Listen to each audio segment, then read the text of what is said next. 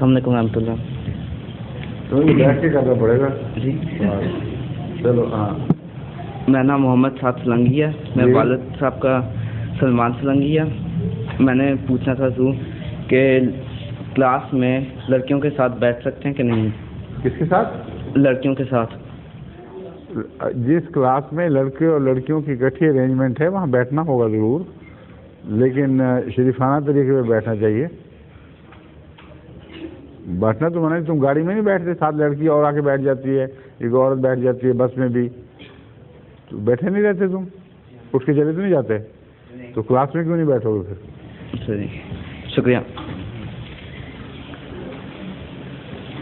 ज़हूरे महबिए आखिर ज़मान